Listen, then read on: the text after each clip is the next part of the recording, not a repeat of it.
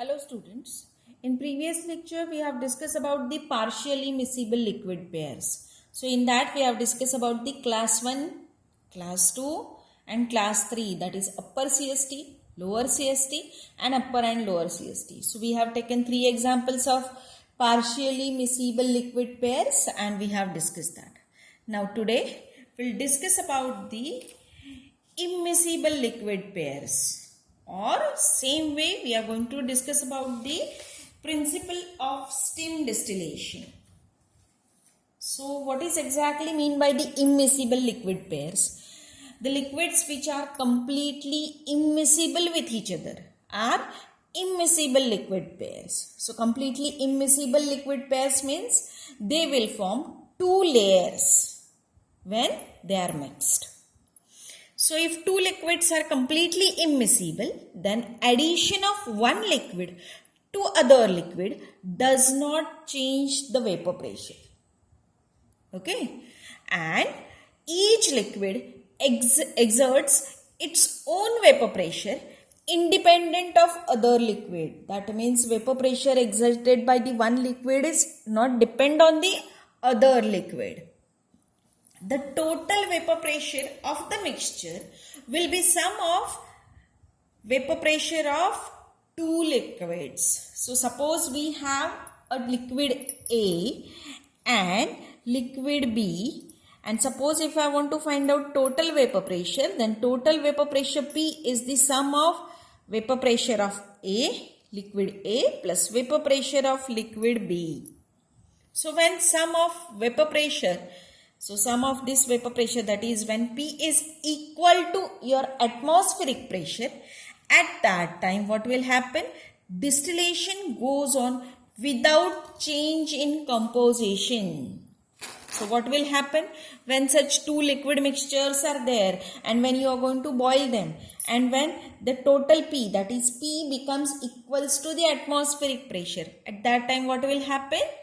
Your liquid will get converted into vapor phase without change in composition. So when that vapors are condensed and when you are going to collect the distillate, there will be no change in the composition.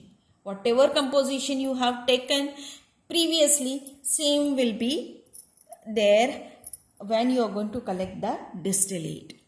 So suppose if we are going to consider XA and XB are the mole fraction of vapor phase, then PA can be given as XA into P according to your Raoult's law, and PB can be given as XB into P.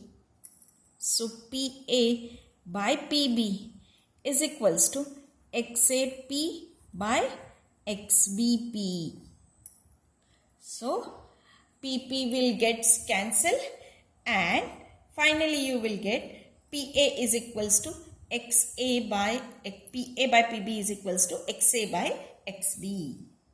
But as we know that XA is nothing but the mole fraction and it is related to the number of moles. So we know that PA by PB is equals to XA by XB. We know that XA is nothing but the Na upon Na plus Nb. Na is nothing but the number of moles of A. Nb is nothing but the number of moles of B. Whole is divided by Nb upon Na plus Nb. So this Na plus Nb will get cancelled and you will get Na by Nb. So Pa by Pb is equals to XA by XB is equals to Na by Nb, where Na and Nb are the number of moles of A and B. So number of moles of each component present in the distillate is proportional to your vapor pressure of each component, that is to Pa and Pb. If suppose we are going to consider that Ma and Mb are the molecular weight of A and B, and Wa and Wb are the actual weight of A and B, then we can write it as Na by Nb is equals to Wa by Ma whole is divided by Wb by MB. Or on simplification, we can write it as WA by WB into MB by MA. So WA is nothing but the actual weight of component A. WB is actual weight of component B. MA is molecular weight of A. MB is molecular weight of B. So on simplification, we'll get this equation. On rearranging this equation, we'll get WA by WB is equals to MA by MB into PA by PB. So this is your principle for steam distillation. So component in distillate depends on molecular weight and vapor pressure of two pure component, and same this relation is used in steam distillation. Even we have to solve the sums based on this, but we'll solve the sums later on. Very first we'll discuss about the steam distillation. So what is exactly steam distillation, how it is carried out, that we'll discuss. So for that I'll show you the schematic diagram for steam distillation, and then we'll discuss in detail for the steam distillation. So this is a schematic diagram for the steam distillation. Very first I'll tell you, I'll give you introduction for the steam distillation and what is the difference between normal distillation and steam distillation.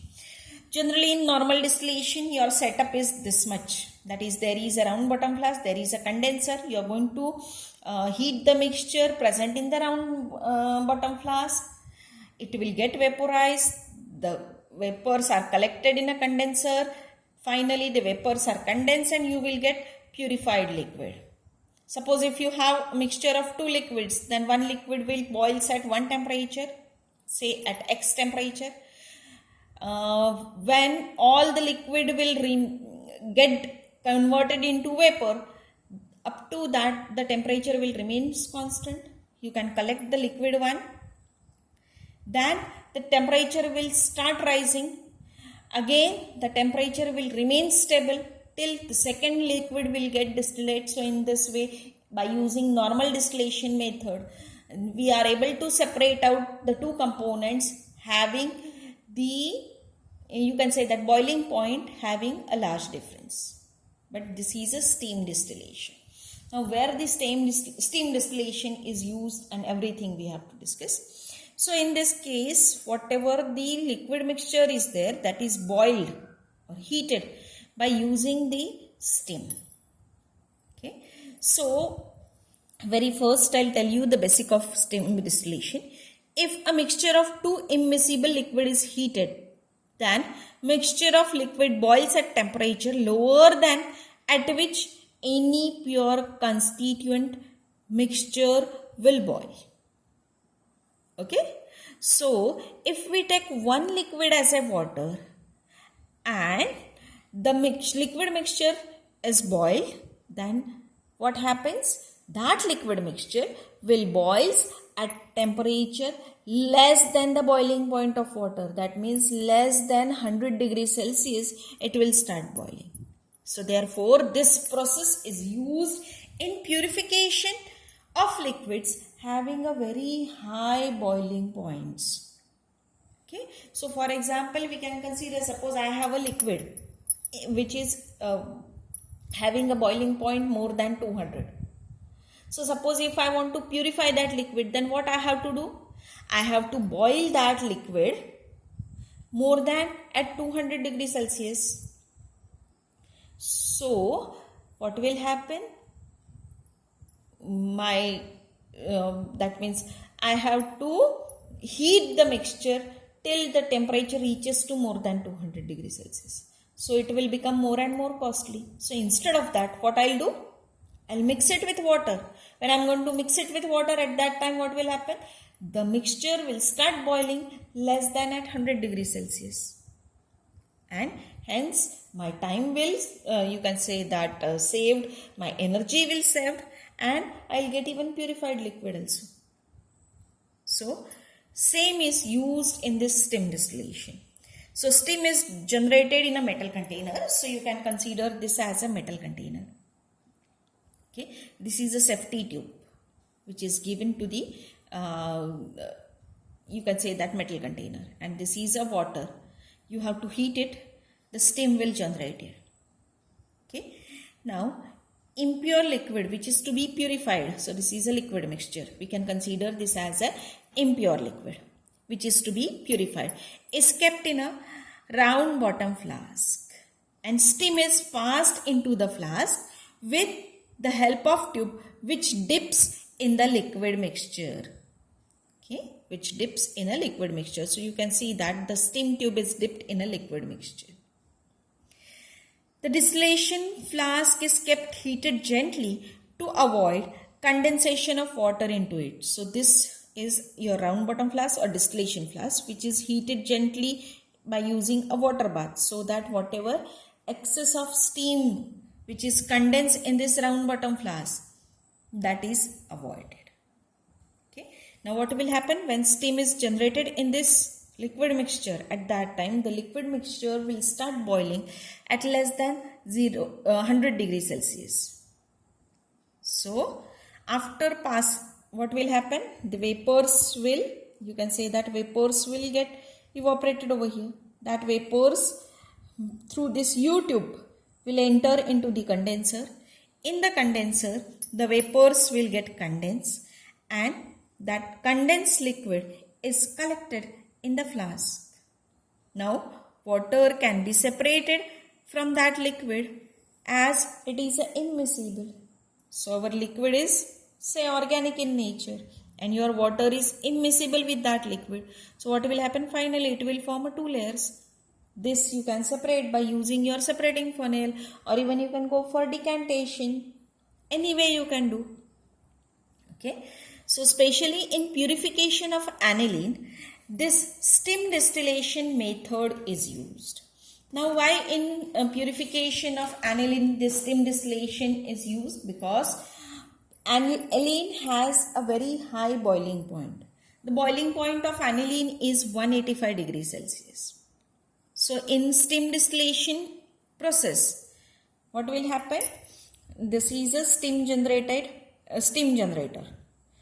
You have to put the impure aniline in a round bottom flask, which is heated gently by using water bath.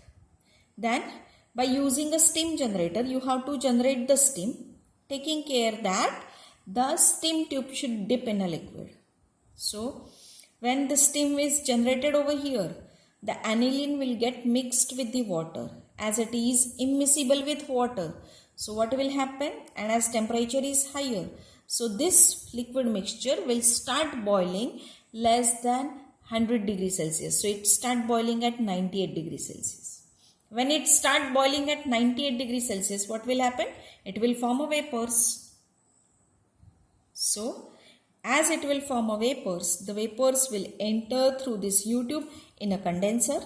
In a condenser, the vapors will get condensed, the liquid will trickle down and collected in a flask. Now in this flask, what will happen? There will be purified aniline as well as purified water. The aniline and water both are immiscible with each other, so they will form two layers.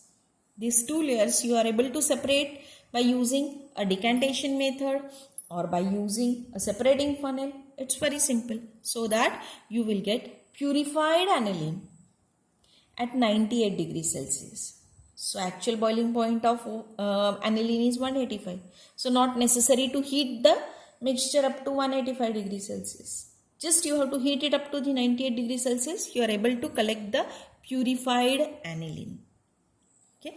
Now at this temperature, that is at 98 degrees Celsius, the water has vapor pressure. So we'll consider water as liquid A. So water has vapor pressure 9.557 into 10 raised to 4 Newton per meter square. While aniline has vapor pressure, we'll consider it as a PB 0.573 into 10 raised to 4 Newton per meter square. So the sum of vapor pressure of two liquid is equals to, that means PA plus PB you are going to do, then P, the total vapor pressure, is equals to 1.013 into 10 raised to 5, which is equals to 1 bar, which is equals to, you can consider it as a 1 atmospheric pressure. So that is a normal atmospheric pressure.